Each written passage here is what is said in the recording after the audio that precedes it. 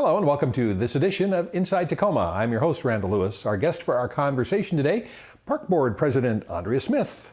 Welcome. Thank you, Randy. Nice to be here. Nice to have you here. We always like talking about the park department, which is not really the park department of the city, but the park government for the city is a separate government. And it used to be only the one of you in the entire state, but now there's a whole bunch of you. It still amazes me that we are over 100 years old, that the citizens of Tacoma thought it was that important for parks to be a separate government entity. Right, and we were talking a little bit before the show about why I think that's important in the sense that why people in Tacoma figured that out a long time ago is because a lot of cities have park departments. And when budgets have to be cut because of recessions or other turndowns in the economy, things like parks, libraries, things like that kind of get hit first because you have to keep public safety, the core services of police, fire, those kind of things. You got to keep them whole. And parks departments are a way of kind of protecting from those kinds of cuts. Yeah, I mean, we do cuts when the economy is turned down, but then we find creative ways to keep things looking good. And that's one of the ways that we started our chip-in program. So Citizens Helping in Parks. We realized we couldn't do everything, and so having citizens help us, especially in the downturn years, was a godsend. Right. And I know the surveys that the city's done in the past, people indicate that they're very proud of the Tacoma park system. And one of the reasons they are, of course, because there's a park district that's separate, elected officials, that separate from the city, but yet cooperative. I think there's a good sense of that the city and the park district work together these days and try to accomplish missions together and try to stay out of each other's way in terms of tearing stuff up and actually work together on a lot of the construction projects we're going to start talking about here in just a minute. Yeah, I think we do a great job of working together. And with our new city manager, Elizabeth Pauley, we're continuing to work very well together. Right, both agencies have new directors, relatively new directors, and so that's kind of a nice era to new directors kind of come in and carry on forward with the work that had been done previously. And government, nothing ever happens quickly. It always takes time to put the money together and to do the design and do the planning and get the public's buy-in on things because there's always public process. And I have said many times on this show and other places that I think the Park District does as good a job as any other government that I'm aware of in local government in terms of reaching out to people and engaging the public in your decision making. Your success with levies and bond issues is testament to that. Plus, just the public process that you do is just inspiring, and other local governments ought to follow that model. We truly pride ourselves on that. One of our first partners in the Eastside Community Center was the City of Tacoma. They decided that was a great use of helping to decide whether that's something that should be built. And so they stepped up to the table and provided matching funds for our feasibility study. So just goes to show that we are a great partner. Okay. And now 2018 is turning out to be a really big year. Plans that were funded by the bond issues or just other things that are coming to fruition this year, so that people can feel maybe frustrated or delighted, depending on whether you've been affected by traffic or not, with some of the changes that are occurring. You mentioned the East Side Community Center, that's opening. There's changes also in the East Side in the old Portland Avenue Center, which used to be the facility for that neighborhood, now it's been replaced by the East Side Center. Changes with the Portland Avenue Center. Then, of course, a lot going on at Point Defiance. So let's start on the east side. You just opened up or about to open up the East Side Community Center. Yes, that will open later this fall. It's replacing the Portland Avenue Community Center as well as the East Side Pool. And so it's a bigger building because of accommodating the pool compared to our other community centers. But I liken the pool to kind of like being on steroids. It's got everything that the old one had, plus more. Right. And we tend to have a problem for some reason in Washington State building pools. They have problems. We wind up closing them like People's Pool and then reopening them later on. And East Side Pool was a great facility for a long time. My kids learned how to swim there, but then it closed. And now there's we're back with new swimming opportunities on the east side in this great new facility that was kind of built as the inspiration of some citizens. Grew out of tragedy, and for government, a relatively short time. From an inspiration to a dedication is going to be a relatively short period of time. Yeah, the Star Center, when we did that one, that took us about 11 years from conception until grand opening. This one is shorter. I think it's about 7 or 8 years from conception. But we decided once we were done with the Star Center that we needed something on the east side. So that was where we were looking to do the next community center as it was, because the pool on that one was failing, and it was time to try and find someplace else to move the pool to. All right. Now, I know there was some concern originally with the idea and the location of the new center that, what's going to happen with Portland Avenue? Are you going to just take away something from us? And it turns out, no, there's a community agency has stepped up and is going to maintain the Portland Avenue Community Center, and the park around it will be maintained by the Park District. So the community is actually gaining facilities, not losing anything. Yeah, we put a request out for proposals, and the Korean Women's Association has stepped up. We had our first public meeting a couple of weeks ago in terms of what their plans were, and they want to hear from the community that is going to be using Portland Avenue before they decide what programs will be offered there. But it's not going to be everything that is there, but it's going to be quite a few of the classes, and as well as it'll stay a public building. They will have meeting rooms available for the public to use. All right. And again, the park itself will continue to be there. Yes. The Park District will be taking care of that. Yes. Continue.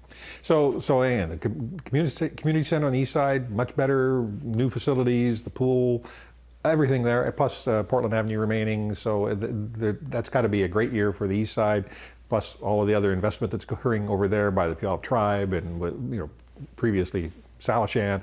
There's been a lot of change on the east side of Tacoma in terms of the public infrastructure and public investment.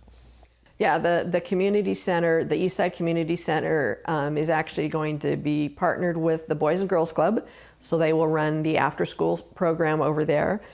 Like I said, the pool is going to be huge. It's going to have a deep end, which will have not only a diving board, but a slide, a little mini aquatic zip line, as well as a climbing wall. So you can climb kind of like a cliff diver and drop into the pool. Wow. Besides having lap lanes, like everybody's used to. So there will be swim lessons, as well as a hot tub and what we call a vortex, which is kind of like a mini therapeutic pool where you can walk against a current. Oh, all right. Sounds like quite the all-encompassing water center then, or aquatic center. Yes. All right. Now, the other place we have to spend some time on is because people go out and look at it all the time, and that's Point Defiance. You can either at Point Ruston or just going to the park for other activities, you can see all the changes that are going on there.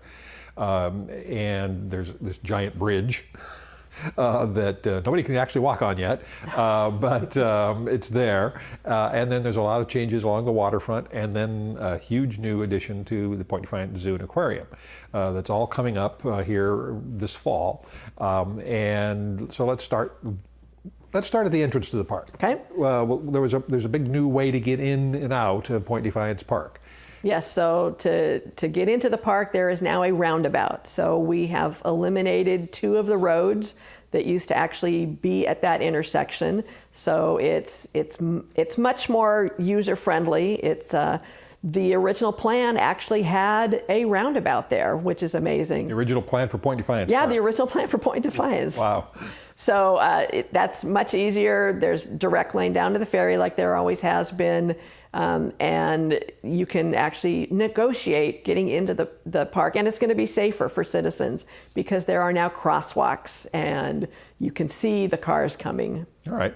Now, was there some hesitation about messing with that? I mean, there was a time, not all that many years ago, when park board members came under intense fire for changing traffic patterns in Point Defiance Park, and they quickly reversed them about 2 months later.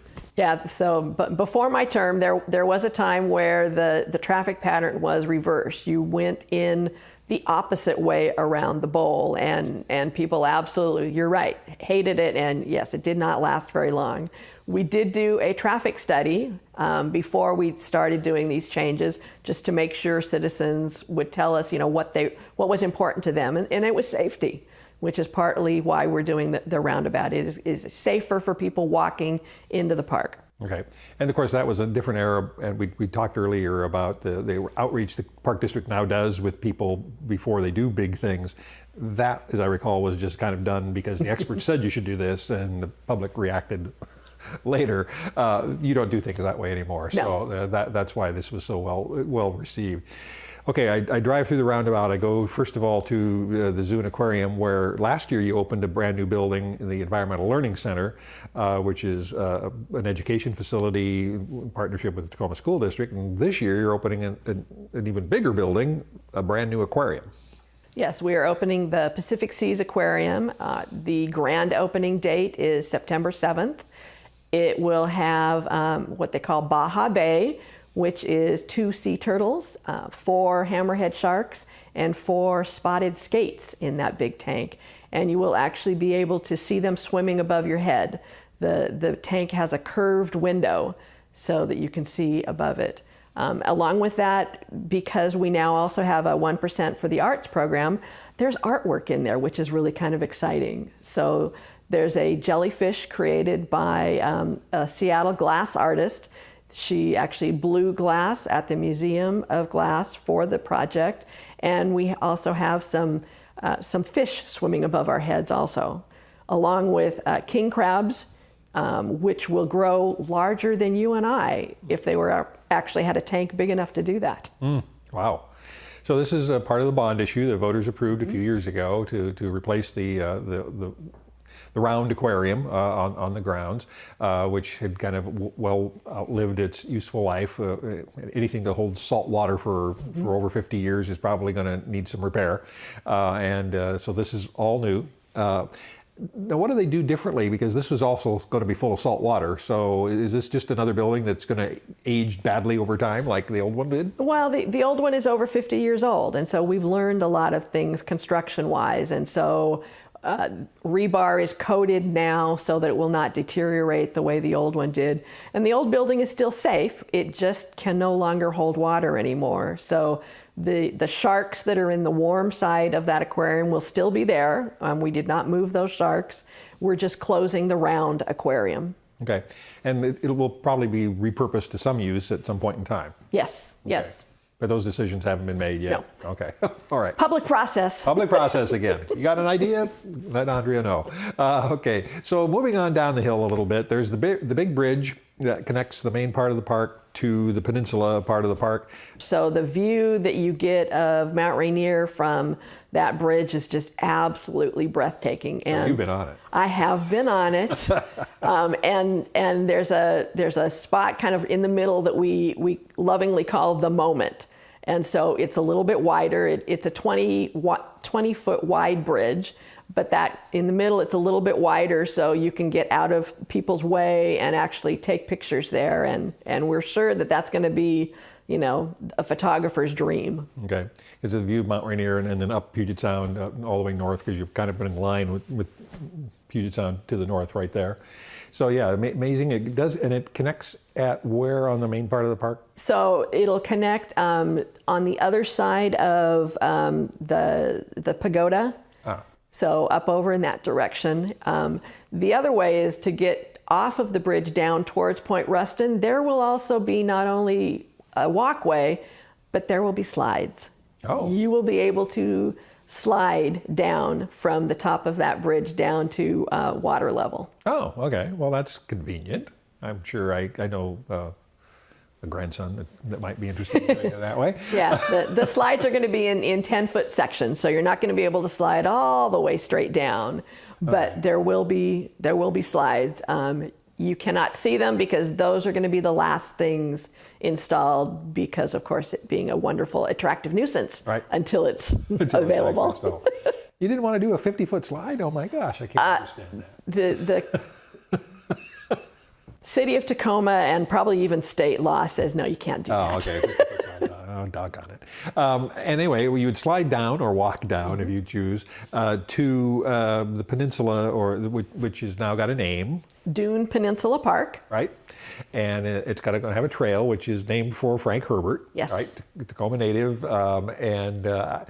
But we'll get to that in a minute. I want to talk about the facility itself, because this is the old slag heap. If people are from Tacoma, they know the big pile of rock, which rock-like material that was produced by the smelter that used to be on that site. It forms a little peninsula that protects the yacht basin. But now it's also going to be a park, a much better use. And so you had to cover that old stuff up with a lot of dirt, and then some grass.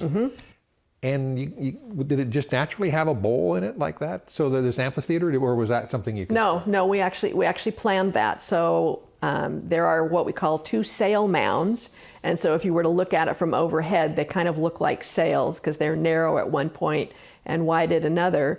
And so we have made on the water side of that park, there are steps and or places to sit. So you can then look out over to northeast Tacoma, and there is a stage area. So you can have small concerts down there, and because people will be playing towards those sail mounds, the sound isn't going to destroy the neighborhood or be hopefully obnoxious. But at the same time, if you're in a boat, you could be out listening to that from the water.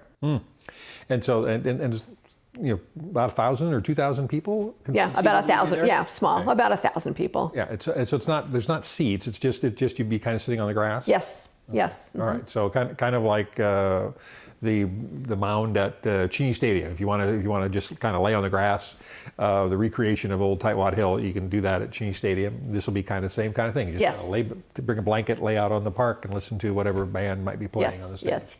Yeah, and there will be parking there. It's limited. We could not hold 1,000 cars, but you would be able to get down there and enjoy a concert or just take a picnic down there. Right. So this, much better use. The yacht club has long been out there on that peninsula, that slag heap, for a very long time. But now we have to stop calling it that, because it's not a slag heap anymore. Nope. It's a great park. It's Dune Peninsula at Point Defiance Park, again named for the Dune series of books by Frank Herbert, a Tacoma native. And this was the first time that he's been recognized in his hometown by the community in any way. A lot of folks were surprised to hear originally when this discussion began that Frank Herbert was from Tacoma. We've always known about Murray Morgan, but this is another famous person who some say was inspired to write the Dune series by what he saw at the old Asarco site. Yeah, watching the slag dump into the water and the steam that was produced by that is what we've been told by his son. That was one of his inspirations. Right.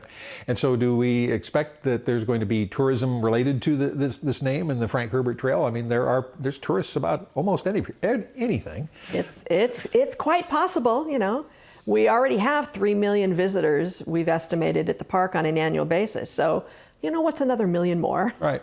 And I wanted to ask you about that number, because I just recently saw something about national parks, and particularly Olympic National Park.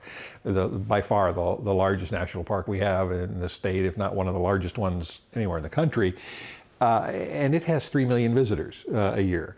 And I think we've seen numbers for Mount Rainier that it attracts, a million or 2 million visitors a year. So it's kind of amazing that Point Defiance Park, which is 700 acres at the tip of a city of 220,000 people, brings 3 million people a year. Well, but it's the great things that are there. I mean, it's the zoo and aquarium. We are the only combination zoo and aquarium in the Northwest. Either it's a zoo or it's aquarium. It's very rarely both. So that's one of the things. And I love driving 5 Mile Drive, just on a sunny day, just, cruising, like in high school, in the sun and the trees. It's a great place to visit. And so the 3 million is from traffic counts.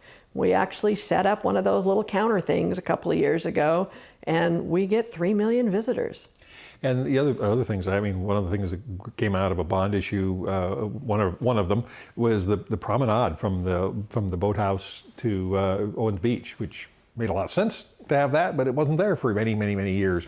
And now that's a wonderful little other place to walk for folks who just want to take a nice flat stroll along the edge of the water. Yeah, there's just so much to do there. Fort Nisqually is much better than it once was in terms of being able to provide some education and interpretation of the facility. I can remember when you'd go there and, okay, there's a bunch of old log buildings here. Well, what does this mean? But now there's actually active programming there. Oh yeah, definitely active programming. One of the popular programs they held recently is called the Brigade Encampment. And so people dress in period appropriate clothing and let you know what it was like back in the 1800s when it was an actual working fort. Not at that location. Not at that location, correct. I will be admonished by the mayor of DuPont if I don't point out that it was originally in DuPont. But, and he likes to correct people if they don't say that. So I listen, Mayor. So yeah, it was not there originally, but that is a faithful recreation of what was at DuPont, in the 1800s. So. Yes, and the buildings that have been added over the years are recreations of what the original buildings were that were at that fort. Okay, if you have a park of 700 acres with a few big attractions like Point Defiance Zoo and Aquarium, Dune Peninsula, the walks, all Fort Nisqually, all these things. It gets 3 million visitors a year. Does it really need any more attractions? I mean, people do come to you with ideas. There used to be a Never Land. There used to be a logging exhibit there. Does a park that gets 3 million visitors a year actually need more attractions? It seems to be drawing fairly well. Yes, I was going to say we have done a master plan and we've updated the master plan and we listen to people and they say, if you want to add things to the edges. So where the dirt was moved, where it used to be the greenhouses. Overlooking the ferry. Yeah, that may be a place to add something, but not on the interior of the park.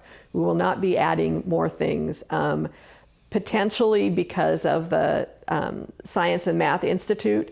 The Tacoma Public Schools may need another building out there, but it would be something that would be appropriate for the park, and it would be like that one is a multi-use building.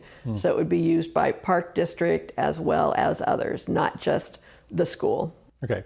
Now, when we talked about that earlier, about the Environmental Learning Center, which has the name of the building, but SAMI is the program, the Science and Math Institute, which is the alternative high school, for lack of a better term, that one of the several that Tacoma Public Schools has. And that's another thing. We talked earlier at the beginning of the show about how the city and Park District partnerships on lots of stuff, but the other major partner you have is the Tacoma School District. That's just one, probably, most prominent example because there's a building as a result of it. But you partner with the Park District, the school district, on lots of other things as well. Yeah, so the Science and Math Institute, the Environmental Learning Center, is built on parkland, and conversely, the new Eastside Community Center is built on school district land. So we do partner, and as part of the Eastside Community Center, we will have access to the library that is over at First Creek as part of a campus concept. Okay, and then there's also programming. I mean, there was a time I can remember when the city of Tacoma and the school district and the Park District all did community classes in various facilities around it, and it seemed kind of like that was pretty duplicative, and did all of us really need to do those kinds of things? It kind of has become the Park District's responsibility now to be that kind of programmer for community activities. Yes, and we program in school buildings as well as in Park District buildings. So we are a great partner with the Tacoma Public Schools because of it. And that takes coordination, because the school has buildings that that essentially close down at night, but have gyms and other facilities that can be used for public facilities. But it still takes coordination between the agencies, because you've got insurance issues, you got governance issues, you got who does what, where, kind of things that all have to be coordinated. So how does that happen? How does that coordination between these governments happen?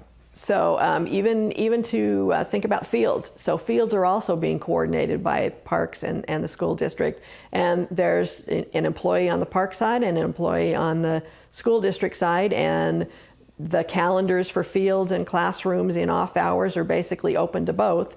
And so they talk to each other and decide, this neighborhood would like to have an art class, where can we hold it? And so that then gets put into our program guide, and we hold it off of a Metro Park site at a school district building. All right. And then there's some coordination even at the elected official level, as I understand it, that members of the park board and city council get together to make sure that anything the staff's working on is known by the elected officials, so that you guys aren't caught by surprise that something's happened or some issue has arisen. So there is that coordination going on as well. Yes, as well as with city council. So city council and the school district, we all have joint meetings every single year between the elected, so that we hear what each other's staffs are working on. All right. And with that, we are out of time. I know Thank we you very much. kind of went very quickly. Thank you for being here today. Our guest has been Park Board President Andrea Smith. We look forward to seeing you next time here on Inside Tacoma.